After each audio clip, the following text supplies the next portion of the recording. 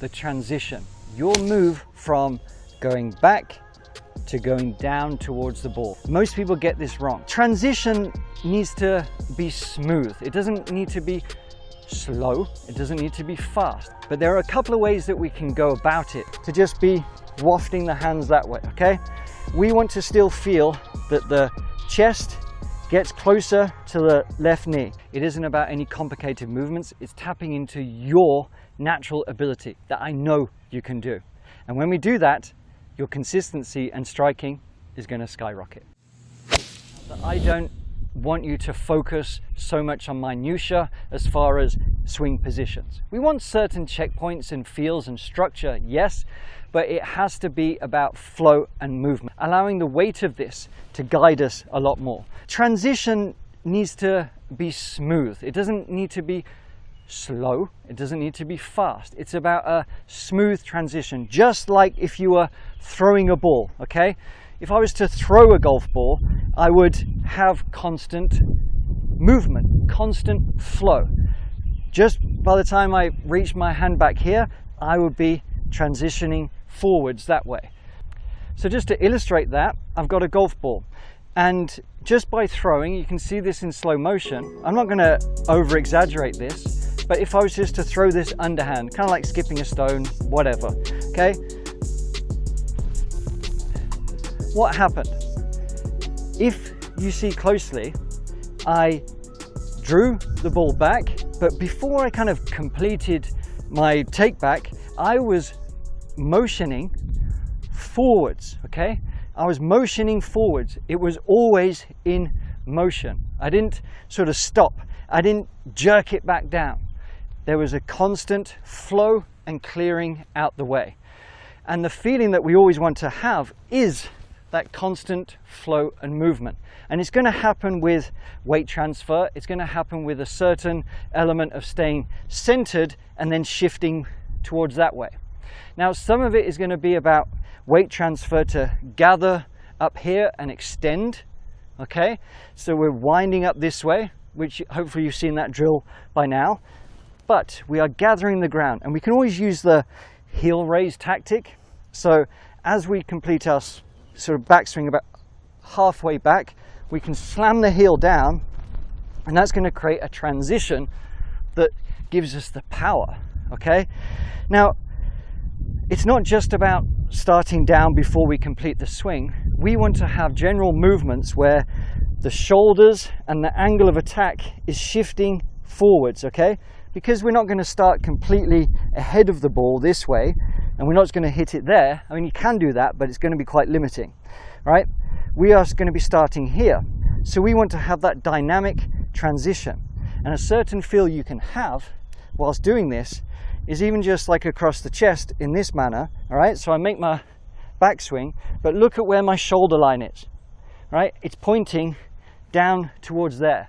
I've got pressure in my front foot, and my alignment, this alignment rod, is pointing down past towards the ball, which means that my low point is going to be past here. But I'm going to extend through and straighten those arms there. That's the dynamic transition. It's that sort of surfing movement, okay? It's that surf. And that's what it feels like. It's back and surf into here and then pushing and clearing out the way. If you don't have much mobility, you still want to feel, okay, as this raises up here, you still want to feel, even with a short swing or kind of armsy, we don't want to just be wafting the hands that way, okay? We want to still feel that the chest gets closer to the left knee, because from there we are preloaded and we can collect the ball, all right? That's going to give us that real compression and that sweet strike that feels effortless, because we're using our mass, but we're allowing the club to hinge and rehinge without any force or effort.